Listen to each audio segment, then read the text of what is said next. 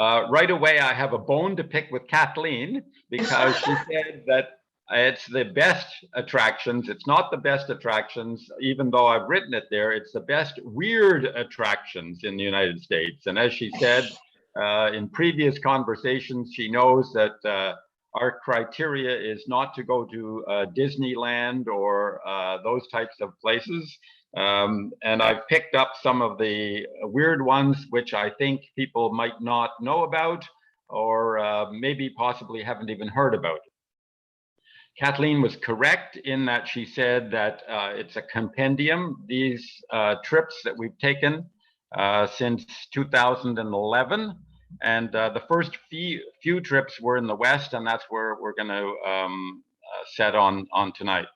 Okay, so let's see how to change the screen. It's not working, babe. Not working. Change. You said the arrow, arrow. Wrong arrow.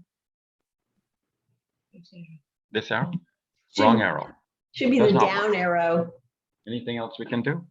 Down. No arrow working. Can I try this? Okay, hold on. Huh, there is a box on mine that's worked it out now. He's worked it out now. All right. The arrows are working again? Yeah. Okay, should I push this one? No, this one, eh? Nope, doesn't work. Okay, should I push these two? Okay, so that's our car.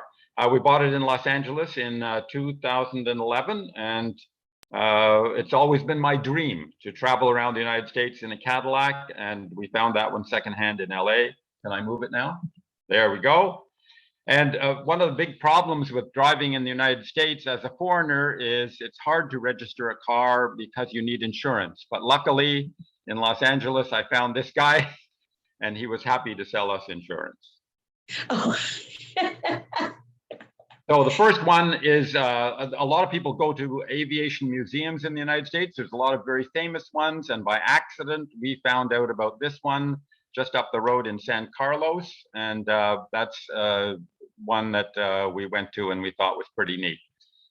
This guy Hiller is well known for doing helicopters, and he even invented in 1952 a flying platform, and they have some pictures there, and there's the actual flying platform, and here's me trying to operate the flying platform but not being very successful. Okay, Great. This one is a shot of his helicopter, and this one I really liked because I had never seen this type of a helicopter before. It's an old shot from 1946. Wow. And of course, they have many other things there, lots of good models of stuff. This is kind of funny because these are the types of vehicles that are being developed right now, of course, with electric motors, not with gasoline motors. And of course, as always, we try and get some funny souvenirs, and that's the one that we found at the Hiller Museum. Okay, the other thing that I wanted to talk about was of course, many people go to Redwoods in California, but the most knowledgeable ones are just north of San Francisco, or the ones on the drive as you head north.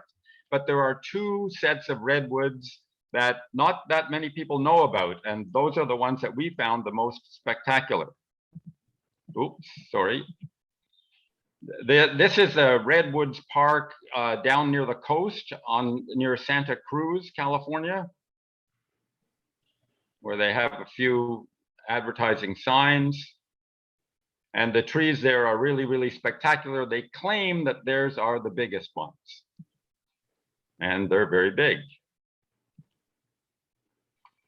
And we also, as people who have watched any of my shows before know, we always try and get the photographs that show us acting like idiots.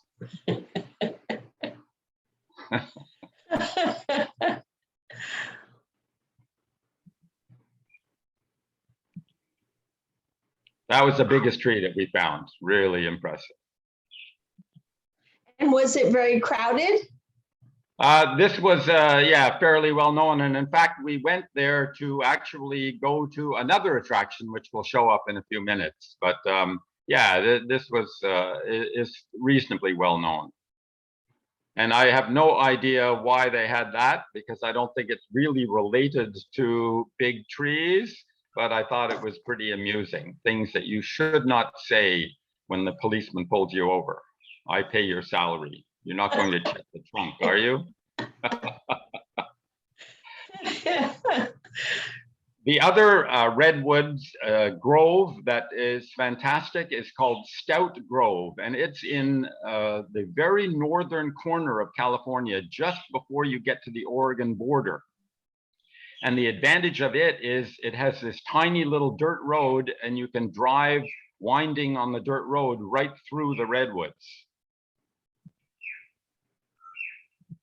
And also, of course, they have very, very big trees.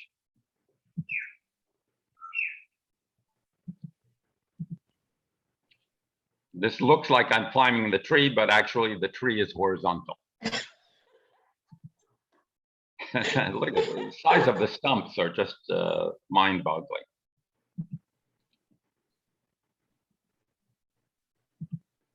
And of course, we can never go very long. One of the things we love about traveling in the United States is it's so easy to wash your car. These drive-in washing spray things, they don't exist in this country.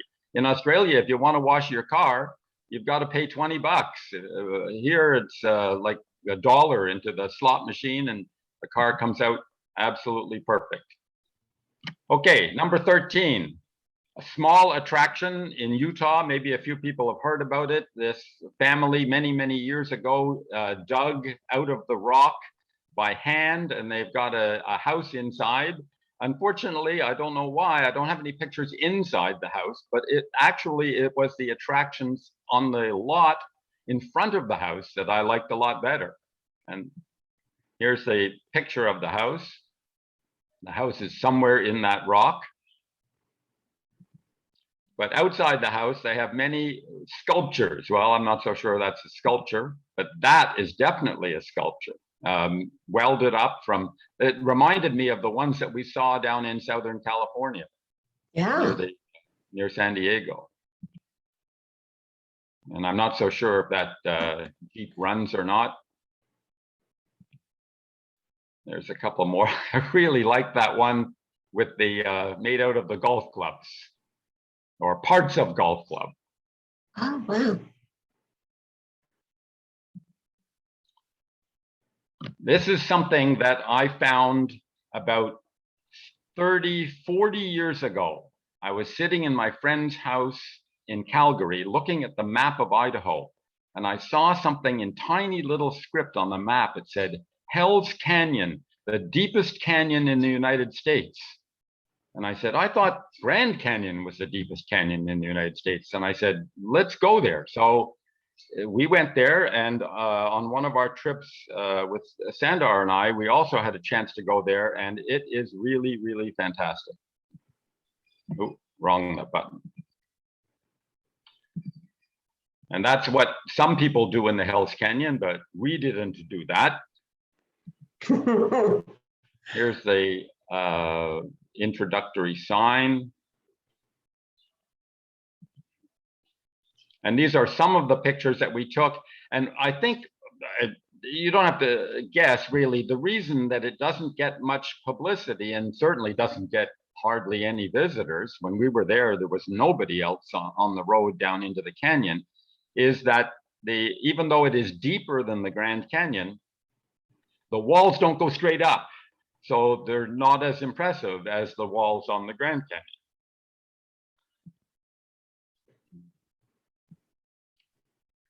As you can see in the picture, certainly on the left, the road is spectacular. It's like many roads in the United States, it's perfectly paved, but because the road into the canyon doesn't get any traffic at all, it stays in absolute perfect condition.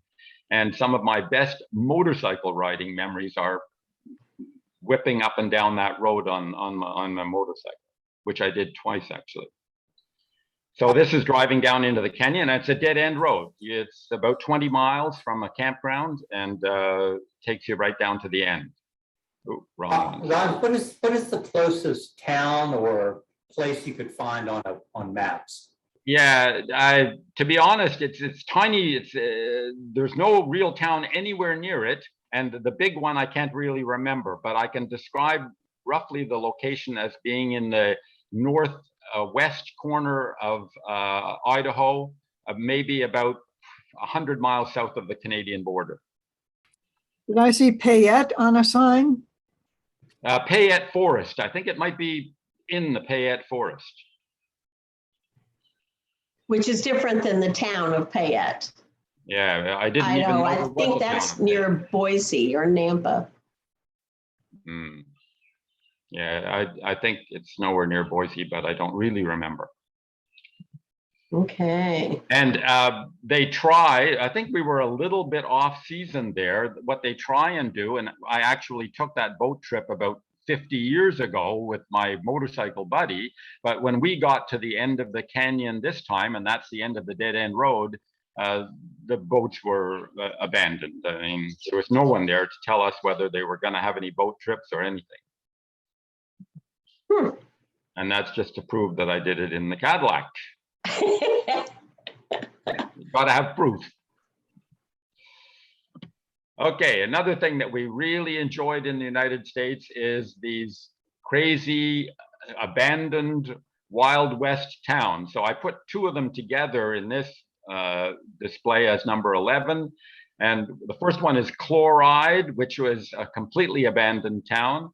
And the second one is a fake Wild West town made for movies. And you'll see that.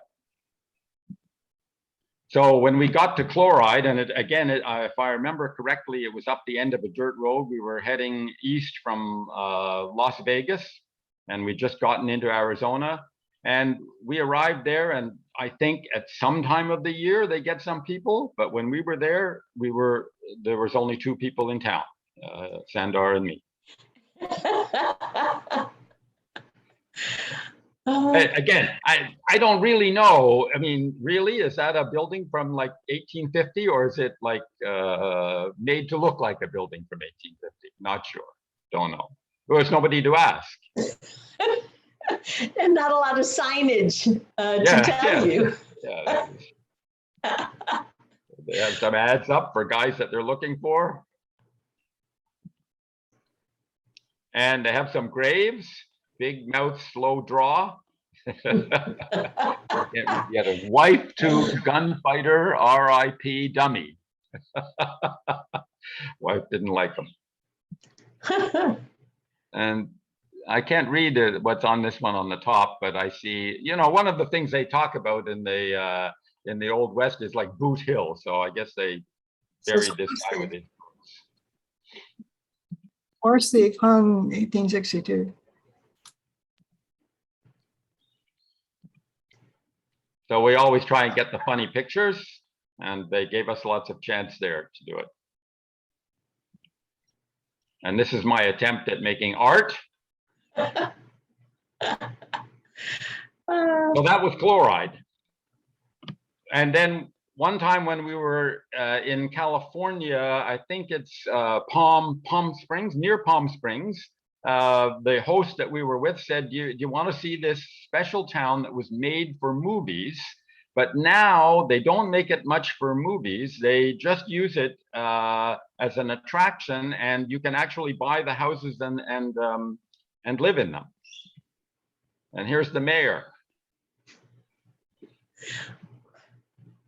And here's one of the houses that's for sale. I have no idea on the prices. Do they have like plumbing? I don't know. Yeah, I saw no garbage delivery truck. Yeah. And there we actually found one of the residents and his mascot. And some guys have horses, maybe just for the tourists. Do you remember, was there anybody there when we were there?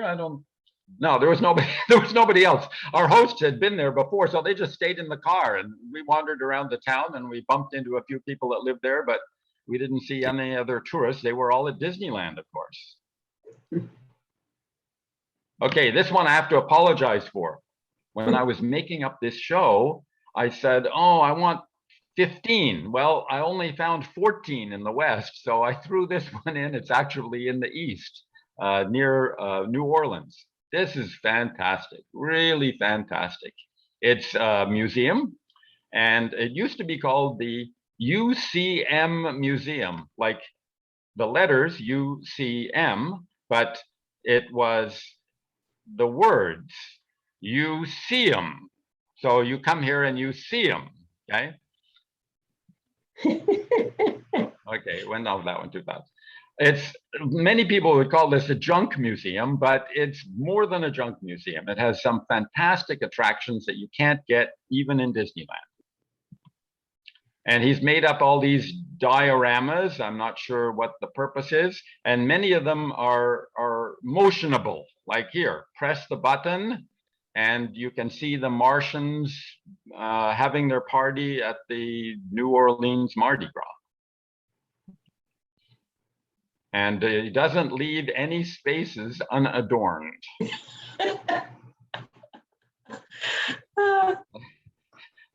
Tragedy on Dog Pound Road. I guess it's like a story. I don't know. You know, these things are worth hours, but we didn't take hours, and you're not going to get hours. So one of the things is that the guy who runs it, and it's only a guy, he's got this idea of using the English language to slightly erroneously promote his attractions. Like here it says 32-foot alligator, see it alive, live exhibit. And when we asked him about it, we said, gee, that alligator is not alive. And he says, no, but you're alive when you're seeing it, aren't you? So that was his idea. And here's the alligator, not 32 feet long, an alligator that has 32 feet. And here's one that might be 32 foot long, scientific marvel, one of a kind. I have a giant suspicion that this is a concrete sculpture, but we weren't sure. It might be, what do you call it, like a mummy. And so after we'd seen all that stuff, we saw this crazy trailer outside and this thing in the corner of the trailer. And when you look at it hard, you can see, so what it looks like is like a flying saucer from Mars crashed into the trailer. And then what happened? Well, when you look inside the trailer, you see the Martian that came in the flying saucer.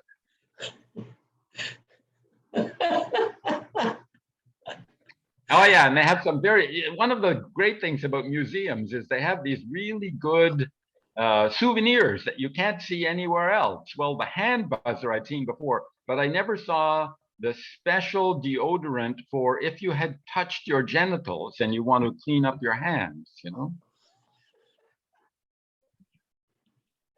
Okay, again, many places in the United States to hike. One of the most spectacular, of course, are the well-known parks in Utah. What's the name of them, babe? Can't remember. Anyways, this was one place that we went to. I can't remember the reason, but the hiking around there is really spectacular, and we counted that as something that we had never heard of before, and it was really, really good.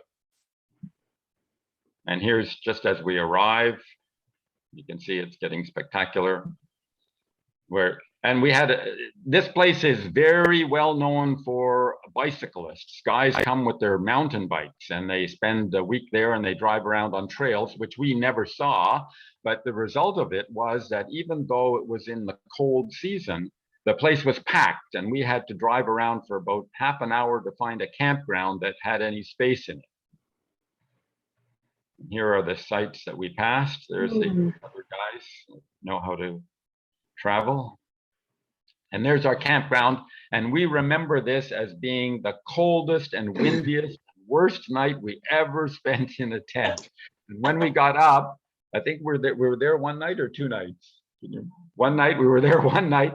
And when we got up, we just threw everything into the back of the car. We hadn't slept at all. The wind had whipped our tent, and we rushed off, and we found a McDonald's, and everybody else was in the McDonald's because they also had been camping and freezed their butt off. So these are some of the things that we saw when we were walking around. As you can see, it wasn't warm. And one of the things in Myanmar, in my wife's country, they make a big deal about a balanced rock. So when we found a balancing rock in this park, we wanted to get some pictures with it.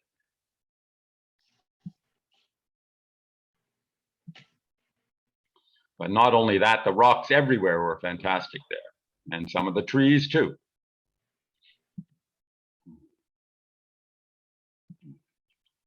So here's my attempt to try and get some kind of funny picture.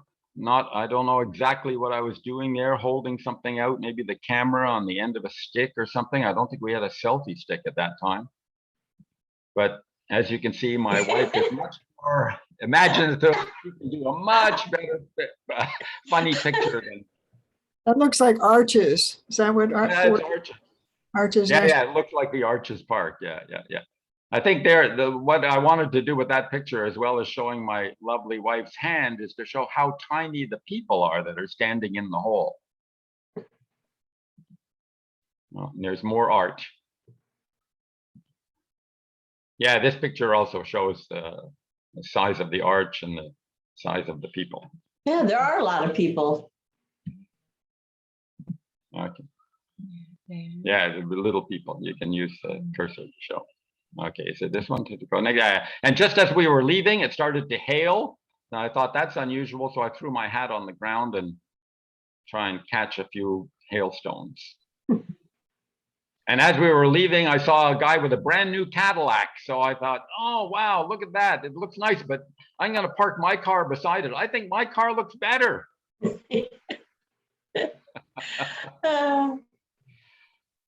Okay, again, in the United States, many car museums to go to, but sometimes you find one that is really, really spectacular and less well known. And this one, most of the car attractions in the United States, the car museums are old, but this one is a trillionaire guy with unbelievable amounts of money, started new, and it was only about 5 years old when we were there.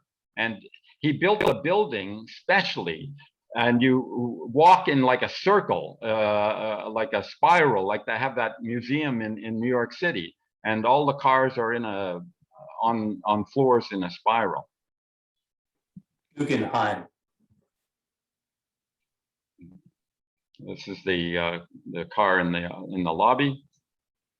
And the cars in there are so spectacular that I didn't even get pictures of all of them. I just decided to take the features, you know. I've got so many pictures of cars anyways. So these are, I'll go through these fairly quickly for people that aren't interested in cars, but they are really, really a spectacular collection.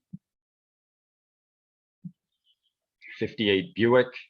This car is considered by many to be the most chrome-laden car ever sold in the United States. And so a few people know about this car. It was a spectacular failure in the United States. Tucker, along with Edsel, is kind of famous for being a failed project. Had an air-cooled aircraft engine, 6 cylinders in the back, and I think he made about 50 of them. Again, cars that you don't see very often, even in other museums. Woody, Chrysler, Packard, Pierce Arrow. The distinctive feature of the Pierce Arrow was the strange hooded headlights. So I decided to get even smaller parts of the cars. First Cadillac. Wow. Sunbeam. This Sunbeam Alpine is a common car back in the 50s and early 60s, but not this model with the fastback roof. I think they made very, very few of them. And this, I think, at one time was a Ford Thunderbird, but possibly either modified tremendously or prototype. he even at that time, and that was I think about 10 years ago now, they were starting to feature electric vehicles. And this is one of the electric vehicles that runs in the biggest electric vehicle race every couple of years that takes place between Darwin and Alice Springs or Adelaide, I can't remember, in Australia. One of the colleges I went to, it's a tiny little school, but it enters that race every year, or however. I think they do it every couple of years. I'm not sure. I think so too. But and they place. I mean, it's amazing, and they just talk about how fabulous it is. Yes, with making cars for that race, many colleges and universities enter, and they get money from their supporters, and because it isn't cheap. It isn't cheap to make the technology. Ooh, wrong way. There's one of the first electric cars. They also had a display of celebrities and their cars. That Duesenberg, actually, I can't remember if it was in the museum or not, but I've been reading recently on the internet because I wanted to make sure that it was Gary Cooper. I wasn't positive. I thought I recognized him. But that Duesenberg that he bought in 1935, I think until recently was the most expensive car ever sold at auction for, X millions of dollars. And that's him driving a less famous one of his cars. Some General Motors dream cars. They also had some very interesting racing cars that I'd never seen, I think mostly for the Indianapolis race. And this one really drew my attention because I like the radiator in the back. I'd never seen a radiator like that. I don't think you could buy it at Pep Boys. So I took a picture of the radiator. Wouldn't be cheap to make. And I'd never even seen a racing car like this. One of the things that I had heard about is that for the Indianapolis race, they want to bias the weight distribution in the car. So on this one, they put the driver on the inside of the curve in a special pod. There you can see it again on the left-hand side of the picture. I wonder how he did in that race. Yeah, I have no idea how successful it was. Many of these things don't work that well. Well, maybe not if we haven't seen more of it. Okay, and this one is, nobody knows about it, but before the Studebaker Avanti came out, me as a 11-year-old boy did a drawing of it on the wall of my house. So I always remember that. Or I did a drawing of a car that I claimed, hey, they copied my design. And this is I had this motorcycle back in Canada back in the 1970s and 80s, and I'd never seen one the same since then. And they had one there. I was absolutely shocked. Okay, again, there are many places in the United States you can hike, and of course, the Golden Gate Bridge of San Francisco is very well known. Many people go there to drive over the bridge. But most people take the bridge from San Francisco and go like that. And that's what we had done every other time and every motorcycle trip that I'd ever had taken. But I said, what's over here? What's over here? So on this time, we decided to go and look over there. I think it started. And it's called the Headlands. But one of the reasons that people go there is to get the picture that they want of the Golden Gate Bridge, because you can get a picture from the top of the mountain there overlooking both the San Francisco skyline and the Golden Gate Bridge. But when you get there, sometimes the picture's not that clear. And now it's even clearer. And we thought, oh, what a drag.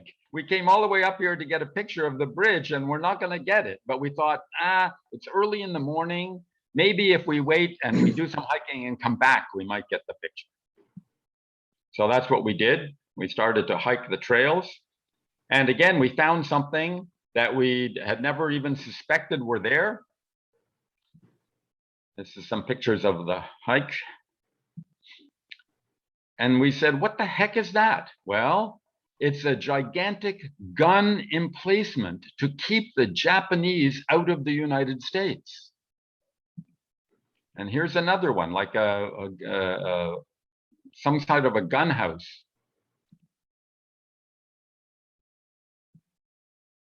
Batteries, gun batteries that they established, I imagine, very, very quickly in 1942. And one of them is just, I think, I don't know, because I haven't read up on these particular ones, but I believe they might have used, naval guns from battleships that had been decommissioned or something. And we were certainly lost. Whenever Sandra sees some flowers, she loves to sit in the flowers. Ronnie, take my picture. And there, finally, at the end, later on in the afternoon, we were able to go back to that spot. And again, this was in the days before selfie sticks were invented. So I was trying to get the picture of us overlooking the bridge. But then I said, okay, well, let's get the good picture here with the lady on the car and the bridge and the city, get everything in the same shot. And then we decided, okay, well, let's get the true American picture.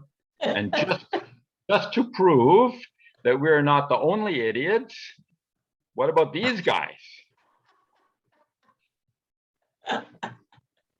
And so we finally got down. We got down to the water and we were so exhilarated after a day of hiking. So we were running along the beach. Okay, another thing that we like, where are we now? Number 6, we got 25 minutes left, we might make it. One of the things that we like to do in the United States is to explore religious opportunities.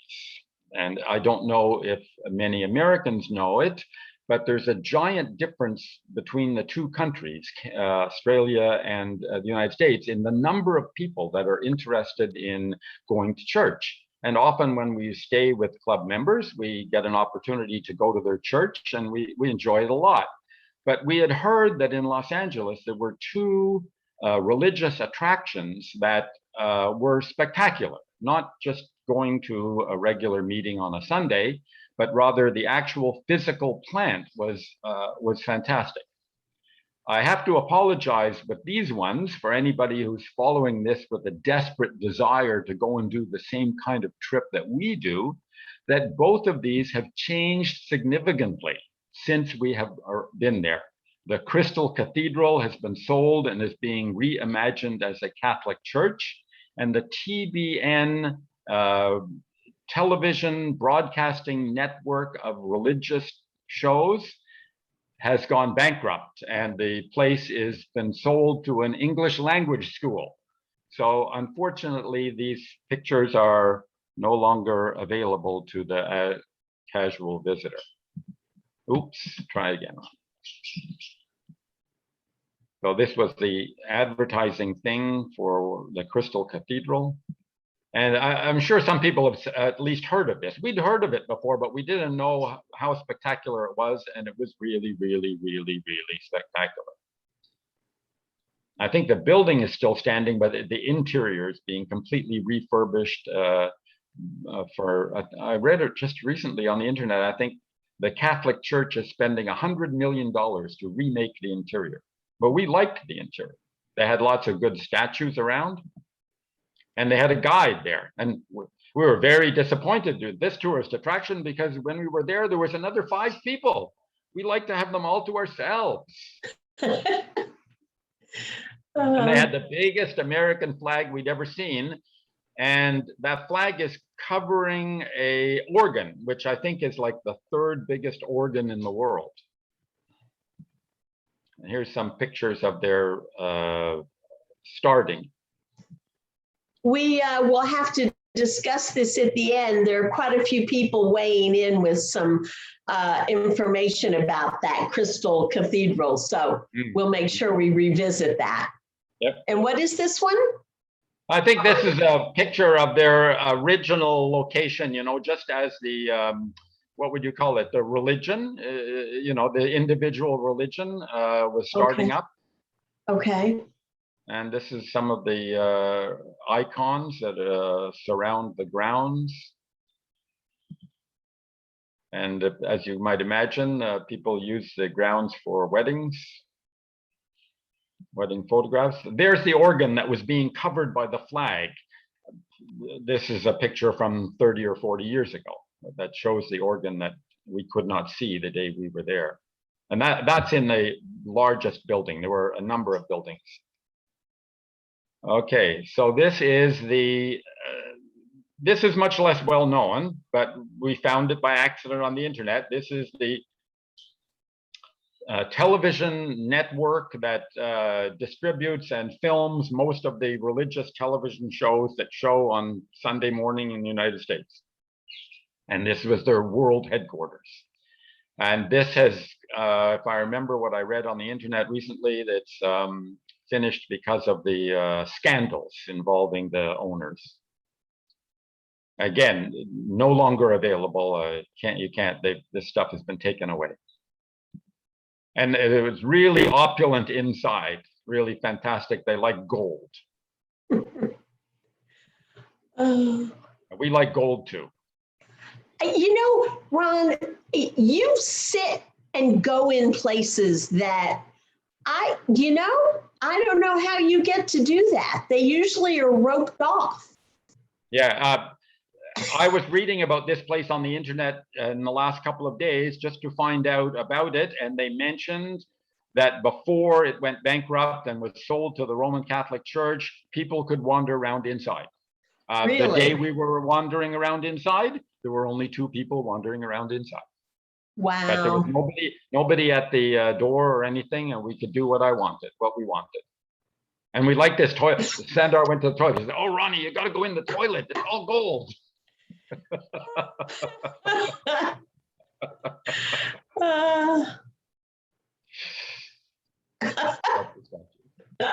And they had a great gift shop. They had a really good gift shop.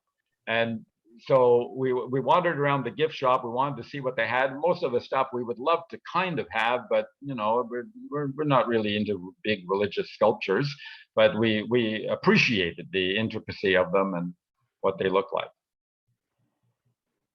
I'd never seen this stuff before. Maybe you can get it elsewhere. We've never seen it anywhere we've been.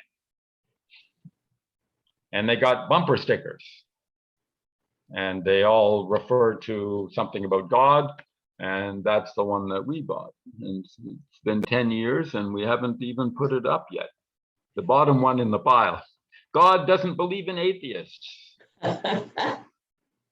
But we did buy one other souvenir, which we thought was fantastic. Maybe other people had heard about it. We didn't know about it. I stumbled onto it one day. This word, the rapture.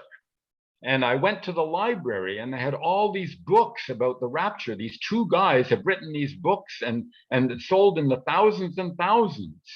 And the theory is that God is going to save only a certain number of people in the world. And at the time that he comes back, he's going to take those people up to heaven with him. And in theory, this is going to be very good for those people, but it might be very bad for other people. Say, for example, one of the guys that is saved is the pilot of an aircraft. Well, the other ones are, you know, the airplane is going to crash. So we bought this bumper, not a bumper sticker. We put it on the back of our car. Warning, in case of rapture, we're leaving.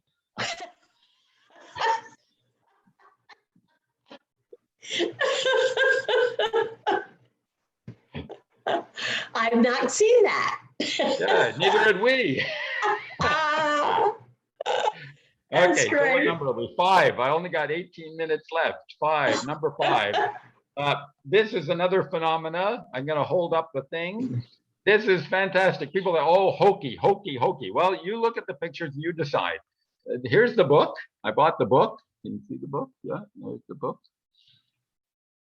Okay. I don't know if it's real or not, but when you go there and you look at it, it sure looks real. And this book is where a bunch of guys from a university did a lot of scientific experiments, and they found it real too. And this is true. There's actually two, but I think the pictures that I'm showing are the one that in Santa Cruz. This was near the redwood trees that we mentioned before. And I would highly recommend going there. There's another one in Oregon that we've also been to. So the idea is, it's supposed to be optical illusion, but the guy that is the guide, he brings around a level, and he shows that the things that look to you like they're, not kosher are actually on the level. Now, this one here on the left, the thing is hanging down, and you can see and feel with your own arms. To push it one way is easy. To push it the other way is hard, away from the vertical. It's who knows? Okay, and here's the other one where he puts his level on the floor to show that it's horizontal. It's not a trick, and he lines up these two guys. And in the picture on the left, the guy on the left is much shorter. In the picture on the right, not so sure. Same thing with the girls. Now they're looking into each other's eyes. And here they lined us all up on the board, like in the length of, in the order of tall to short, and there's quite a difference. And then the idea is when we line up the other way, you don't notice the difference so much. Okay, another attraction in the United States. There's only a few countries in the world where you can do this. And this is not an attraction, but by accident, because our friends in the United States fall into two categories. One is the normal member of Evergreen Club, and the other one is the guys that I know from my motorcycling life many years ago. And you might not be surprised to hear that the guys from my motorcycle life love guns. We've never been in an evergreen house where they trotted out their supply of guns. But when we visited these two friends of ours in Idaho, shooting was big on the agenda. And here's one of my friends reaching into his gun cabinet to get ready for our escapade. And here's another one of my friend's small arsenals. And here's Sandar undergoing the first shooting instruction that she's ever had in her life. And there she's getting to fire. And the big gun. And the target. And there's Ronnie. There's our shooting range. And as you can see, I'm pretty adept at it. Oh, really good, really good.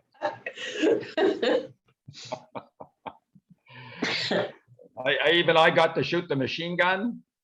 And here's our victory at the end. Looks Ronnie like your Christmas card, Ron. What's that? Looks like your Christmas card. Yeah, we should send that to people for Christmas. And here's another one. This, like I say, these were two different incidents, but they were both with ex-motorcycle friends in Idaho. And there's our target. Oh, that's fabulous. Yeah, we weren't bad. See? No. Here, look at that. We got good aim, at least with a machine gun. Okay, now we're getting down near the end. This, many people know about Buddy Holly. And Buddy Holly has a museum in Lubbock, Texas, and Buddy Holly is considered to be maybe just behind Elvis Presley in the development of rock music in the early to mid 1950s, late 1950s. Died in an airplane crash, I think 1959, 1960, I can't remember exactly. Somehow on my travels, I found out that the studio, Norman Petty recording studio, that did all of Buddy Holly and his group's recordings in Clovis, New Mexico, a town where nobody would ever have heard of otherwise, has been locked up since 1961. It's been locked up and no one has touched it. It's identical to the way it was before. It's almost impossible to get into it. The reason why, when you phone the Chamber of Commerce in Clovis, New Mexico, which I had done on a previous trip, and said, I want to get into this studio. Oh, here's a phone number of the guy who has the key. Well, they gave me the phone number. It turns out the phone is in the studio. That's no good. He's not in the studio. He's at home 30 miles away. So this time I really pursued it. I knew we could go through Clovis. So I really pursued it. And eventually the girl phoned the guy and got the guy to phone us. And I got the right phone number and I got in there. Oh, sorry. So this is the outside of the studio. It's very nondescript. It's in a town where hardly anybody goes. And here's the guy who has the key. And because we told him that we were coming from Australia, as is often, you know, when we drop the Australian card, we get special treatment. He was showing us the recording stuff, all the gold records and everything. The guy Norman Petty, the owner of the studio who recorded the Buddy Holly and the Crickets, he kept going for a number of years, but not a lot. I think he died maybe in the mid 1960s, early 1970s, and at that time the studio was locked up and it was just left that way. And then of course nobody was interested for many years, but now with nostalgia and everything, a lot of people are interested. There's all the original recording equipment.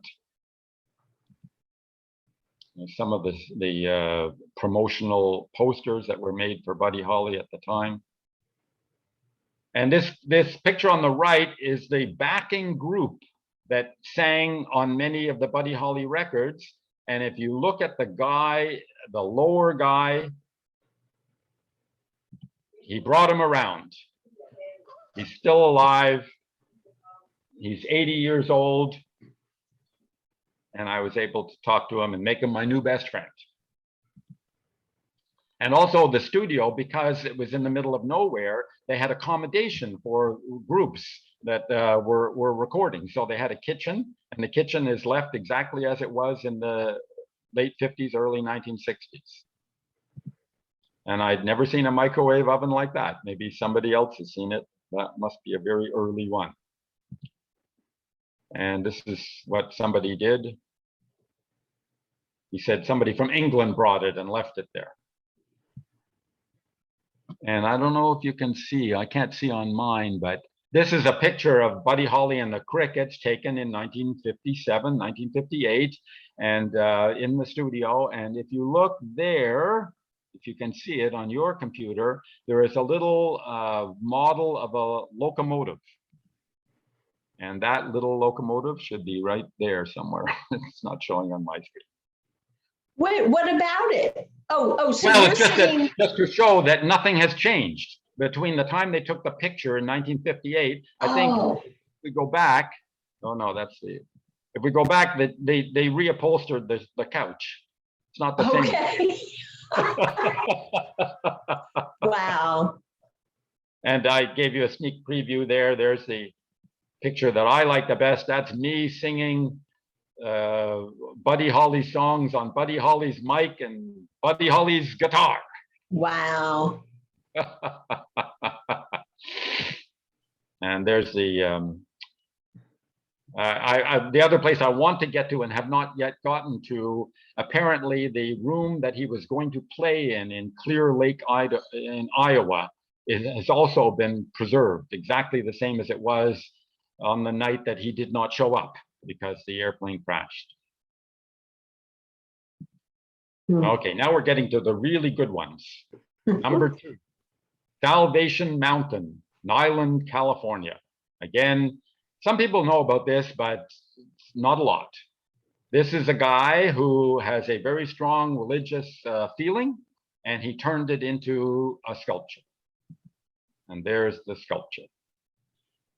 Somehow he managed to get concrete and paint donated, and he made this place as his tribute to God in the desert of California, right near the Mexican border, east of San Diego, maybe about 150 miles from San Diego. It's and my understanding is a work of one man. A work of one man.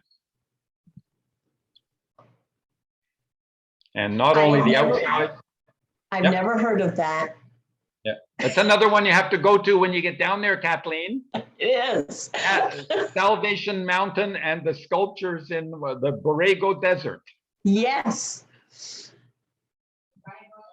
Yeah, I know. This is inside. And these pictures are just a tiny description of what you see there. You know, like all of my pictures here, they're just a smattering of stuff that's available. I was so happy to see a motorcycle. He had a motorcycle. So were you all the only ones there? No. There was at least 3 or 4 other people there. Oh, okay. It was packed.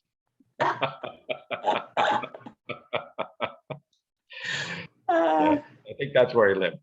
And we got a picture with him. There was actually a caretaker or an aide there, a young guy that was kind of, you know, supervising or whatever, because the guy was pretty old and he's since died. And I got I think again, we played the Australia card and they gave us the video. There's a video of it. Oh, okay. Okay. Okay, number 1, the last one. I got 5 minutes left, so we're okay. A few weeks ago, another member showed Idaho, and I was very disappointed that he didn't go to the best thing in Idaho, and in our opinion, the best thing in the United States, at least in the West, the Museum of Clean. And when you talk about that, and we thought, oh, come on, this is going to be nothing. What can a museum of clean be? What's that? The brushes, mops, a vacuum cleaner? This is one guy, and I'll show you the thing right now. The guy is apparently famous. He has written. Move your screen. Yeah, I don't think I'm going to try that. I'll just because if I touch anything wrong, so this guy, Don Aslett. He has written 13 books on how to keep your house clean. And he started off as a university student working on a part-time job cleaning. And many cleaners never get above that. But this guy became a multi-millionaire and he made many cleaning contracts. And as a result, when he retired, he had all kinds of stuff and he had bought up all kinds of stuff and he made a museum from scratch. He bought an old factory and millions of dollars. This is his poster. Born in 1935, raised a farm boy. Freshman at college, he started cleaning to pay for education. And he's not shy in mentioning that, of course, nobody knows about this. Nobody comes to even our town unless they're lost. They're trying to find Yellowstone, or by accident, like us, we found the Museum of Clean. The lady that we stayed with in that town had never been to the museum. We took her there, and for a very good reason. She didn't think it was worth seeing. She was wrong. And we were very amazed to see that one of the things that they sold in the gift shop, it was this kangaroo cleaner. And when we asked, he gave Sandar a ride in it. And he has all kinds of things, like this special thing where kids can stand up and be vacuumed cleaned.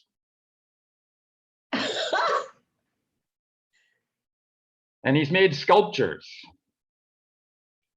couch, and yeah, sculptures out of cleaning stuff. We were laughing a mile a minute at this place. We couldn't believe it. Every time we turned around, we couldn't believe what we saw. And he made an orchestra out of cleaning stuff. But with a notice, children, please don't let your parents tug, tear, rip, or climb on the orchestra members. He has a real sense of humor. Okay to sit. And, you know, some of the exhibits were like regular cleaning stuff. Just about everything.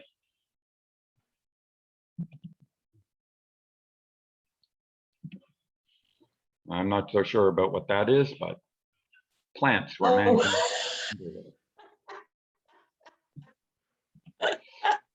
a game, cleaning game. Potty dolls. And he had lots of stuff for kids to do. And he gives a show, and very funny. I can't remember much about it, but it was very good, except for the guy playing with his phone there. More musical instruments made from toilet seat cover. And I think he has every year, he has like a competition for soapbox derby, but your soapbox has to be made from some kind of cleaning things. I'm not sure about that. And there was a Cadillac vacuum cleaner and a Packard vacuum cleaner. Wow. This one I liked. Hay fever hat. Never run out of Kleenex. Kathleen, keep your pants on.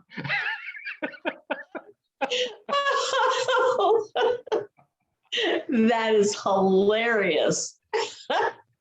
Okay. Oh, the warrior, Ron the warrior. Yeah, that's right. Okay, I have a few bonus. I got 1 minute left according to my timer. This is not in the top 15, but little things that we thought that I thought you might enjoy. Just a couple more extra pictures. If you're still awake. Okay, I don't know how that one got in. Oh yeah, traveling. Oh yeah, I know. Traveling across Nevada, we took this road and we didn't know there was anything on this road, but we were wrong. It turns out to be that on this road, that's where the aliens came down. And so, oh yeah, Sandar got to drive because no traffic. and all of a sudden, again, totally empty. I think they open on the weekends or something. Alien Research Center. And we thought, what's this? You know, nothing, just a trailer. And then we saw this. Wow, there's an alien. Okay, there's my timer's off. Okay, another thing that maybe people don't know about. There is a world's largest statue of Ronald Reagan. And it's in a small town in Louisiana. So we went to that. And there's the picture of Ronald Reagan, 10 feet tall. And that's it. Oh, Ron, that was great. That was wonderful. Did you stay awake for the whole thing, Kathleen? Oh my goodness, I was on the edge of my seat. We do have a lot of questions, and so I don't want to, I don't want you to like stop the screen share because I might lose them. Okay. Let's see. Where to start? I think I'm going to start at the end and go back. Someone said this is in talking about, whoops. There's a movie, The Love Story of Leonard Knight, all about the Salvation Mountain and how he did it. Yeah, I'm not sure if that's the video that I have or not. And then there's This one is apparently called A Lifetime of Childlike Faith, the Leonard Knight Story. okay. Well, this thing there's a movie about it apparently. Yep, could be. And there's a popular new book called The Dirt on Clean. Okay. Well, like I said, this guy had 13 books, and of course, when we bought one, we got the autograph copy. Oh, nice. There is a Wow. The other thing that we bought one souvenir there. We'd never seen anything like this before. Can you see it? Oh, yeah. It's a keychain toilet, and the toilet even lifts up. The toilet lifts up, but we didn't put anything in it yet. new platform. Oh, okay. Let's see. Ron, what year did you do this? Using cartridges for Jim. Those trips were 2011, 2012, and 2014. I know what it is. I'm not gonna go get it. So Stan and Sandra say that you and Sandar would love Muscle Shoals Army Council. in Alabama, that it Yes, has a there's- Fame Studios. Yep. Yeah, well, I've also been, of course, to the one in, I mean, the famous one is really the one in Memphis, but I've been there outside, but, you know, too many people. Other people go there. If we find out that other people go, we don't want to go. Have you been in the cardboard church, in the cardboard church in Christchurch? No, I have not. Okay. We've made two trips of New Zealand, but we were only on the North Island. Okay. Jack's suggestion for that gravity place is Yep. to bring your own level. Yeah, right. Maybe. Let's see. Well, there seems like a lot, maybe when we're done and people can see each other, we can have a discussion about what's happened with the Crystal Cathedral. We'll get back to that. Kathleen, we should stop the screen share and do the gallery view. Yeah, I'm gonna. Okay, well, Kathleen, I have another Zoom meeting that very coincidentally starts at 10 o'clock. So I'm gonna go now. oh, okay, all right. We'll Well, chat to you later. I'm thank glad you. that people enjoyed it, and you know, if I might get the initiative to do another one if Kathleen extends our membership past the middle of August. Thank you. We don't want to pay. We can't leave the country. All right, Ron, thank you so much. We'll Okay, talk you're to you welcome. soon. Okay.